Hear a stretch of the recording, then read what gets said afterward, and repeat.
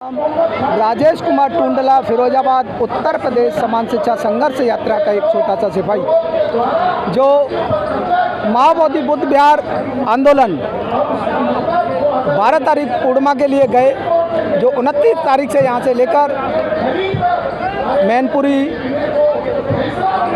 कन्नौज, सारनाथ होते हुए माओवादी बुद्ध विहार पहुँचे, जिसमें 9 तारीख को पहुंच गए थे।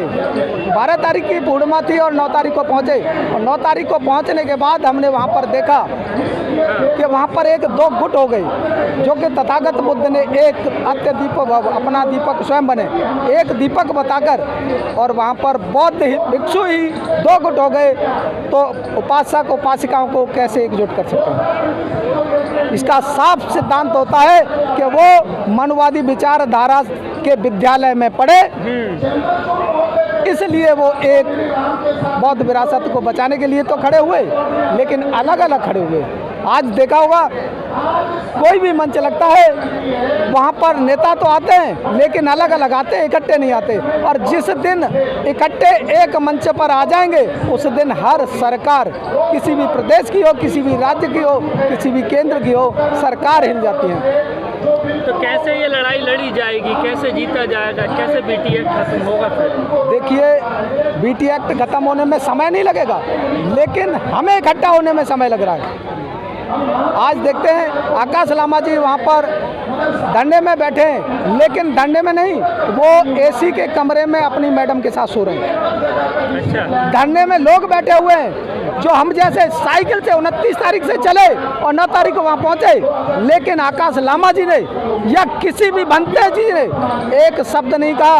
क्योंकि उन्हें इसलिए नहीं कहा कि ये गरीब लाचार बेबस हैं और ये क्रांति कर रहे हैं, ये संघर्ष कर रहे हैं। वहाँ आवाज़ उठी तो पूंजीवादियों की, और आपने देखा होगा गरीब बहुजन लाचार बेबस संघर्ष करता है, लेकिन पूंजीवादी समझौता करता है। चाहे कोई सा भी समझौता देख लीजिए, पूंजीवादियों ने समझौता किया है, कभी संघर्ष करने वाले ने समझौता नहीं किया। लामा जी तो कह रहे हैं कि बोध गया से या तो बीटी एक्ट खत्म होगा या फिर मेरी लाश जाएगी। वो तो इतनी बड़ी बात कह रहे हैं, और आप कह रहे हैं कि वो एसी में सो रहे हैं। नहीं, अगर वो ये बात कहते ना, तो धरने पर जैसे मजदूर लाचार बेबस व्यक्ति बैठे हुए थे, उसी तरह से वो भी बैठते। वो एसी के कमरे में क्यों जाकर सोते थे?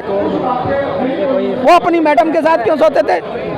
जो व्यक्ति एसी के कमरे में अपनी मैडम के साथ सो सकता है, वो क्या धरना चला रहा होगा? नहीं चला रहा होगा। धरना चलाने वाला जो सभी व्यक्ति जमीन पर सो रहे होते हैं तो जमीन पर सोता है, जो सभी लोग एसी के कमरे में सो रहे होते हैं तो एसी के कमरे पे सोता है। और एसी में रहकर कहना है कि ये विरोधी लोग जो है वो किसी न किसी तरीके से आंदोलन को तोड़ना चाहते हैं। विरोधी कौन है? जो आकाश लामा का विरोध। सुनो, मऊ में हम गए, मऊ में 23 कैंडिडेट हैं और टोटल बहुजन है, लेकिन उनमें विचारधारा दो तरह की हैं, मनवादी विचारधारा के हैं और अंबेडकर विचारधारा के लोग हैं। वहाँ कोई दूसरी जाति का व्यक्ति नहीं है, सब एससी के लोग हैं, 23 के 23। और 23 में से हमने 15 लोगों को फोन किए कि साहब हम उत्तर प्रदेश से साइकिल से चलकर मऊ में आए हुए हैं, लेकिन सभी ने जवाब दे कि हम कुछ नहीं कर सकते।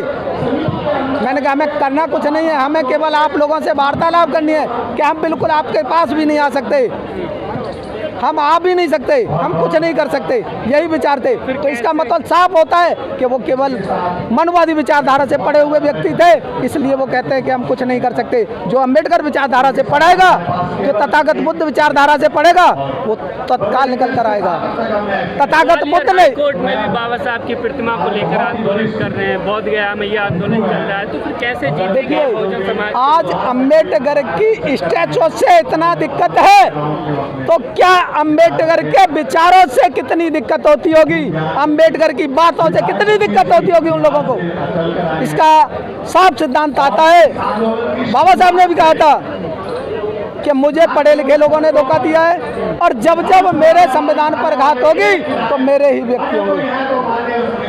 वो कभी संविधान को खत्म नहीं कर सकते, हमारे लोगों द्वारा संविधान खत्म कराया जाएगा। रामनाथ कोविंद जी थे, उन्होंने 26 शब्दों को विलोम किया। संसद में चोर को चोर नहीं बोल सकते। बेईमान को बेईमान नहीं बोल सकते। वो किसने हटाया? वो हमारे राष्ट्रपति जी ने हटाया।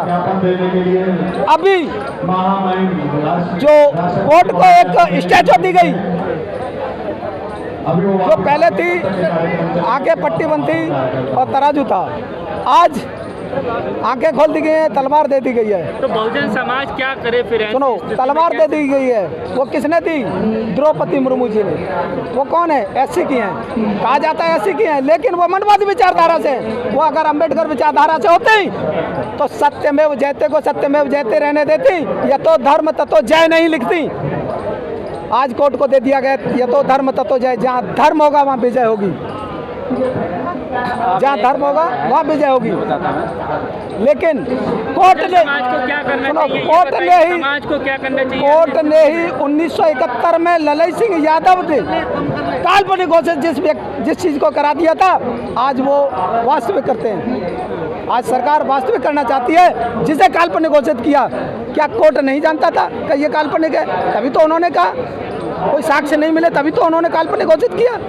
जब हम काला नैनी गए महाराष्ट्र में तो वहाँ पर देखा गया बौद्ध विहार बना हुआ है, पूरा पत्थर से, एक ही पत्थर में पूरा काट छाट के बनाया गया है। लेकिन उसमें एक पत्थर को सीमेंट से, ताज़ा सीमेंट से, ज़्यादा नहीं मैं कह सकता, तो ज़्यादा 10 साल पहले या 4 साल पहले या 5 साल पहले, यानी ज़्यादा पुराना सीमेंट नहीं है वो, वहाँ पर एक पत्थर, गोल पत्थर था, वहाँ खड़ा कर दिया गया है। मैंने कहा साहब ये क्या है? बौद्ध विहार में ये क्या चीज़ है कि ये हमारे अंडर नहीं, ये सरकार के अंडर आता है। क्या वहाँ बौद्ध चुन नहीं जाते? क्या बौद्ध नहीं जाते वहाँ? वो नहीं देखते हैं? उन्होंने आवाज़ नहीं उठाई अभी तक। सरकार से सवाल नहीं कर सकते कि इसको हटाया जाए?